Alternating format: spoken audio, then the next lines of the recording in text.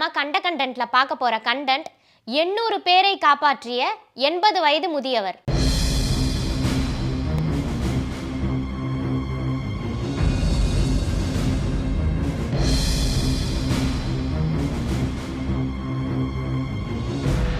இந்த உலகத்துல ஒரு சில மனிதர்கள் அதிகமா ஆசைப்படுற விஷயம் என்ன அப்படின்னா, அவங்களுக்கு ஒரு பாசமான துணை கிடைக்கணும் அப்படின்றது தான்.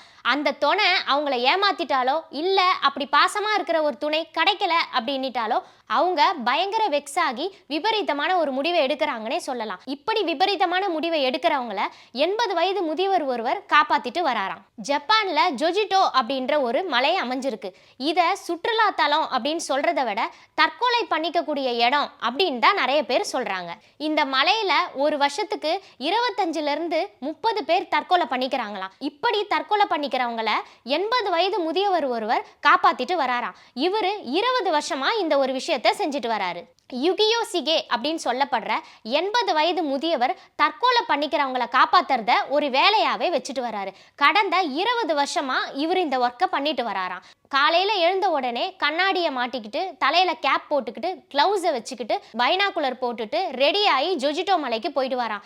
அங்க மானிட்டர் பண்ணிட்டே இருப்பாராம். யாருன்னா தற்கொலை பண்ணிக்க மலை மேல நிக்கிறாங்களா அப்படின்னு.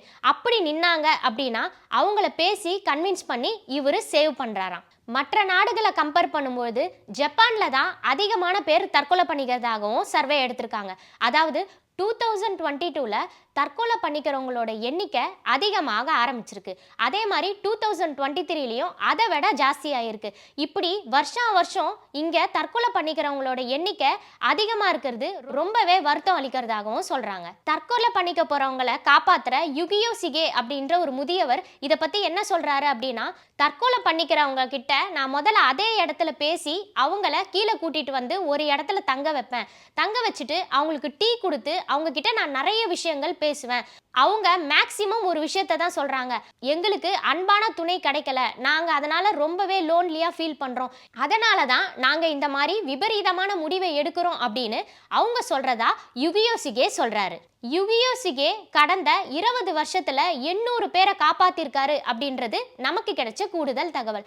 இதே மாதிரி இன்னொரு கண்டென்ட்டோட அடுத்த கண்டென்ட்ல நான் உங்களை சந்திக்கிறேன்.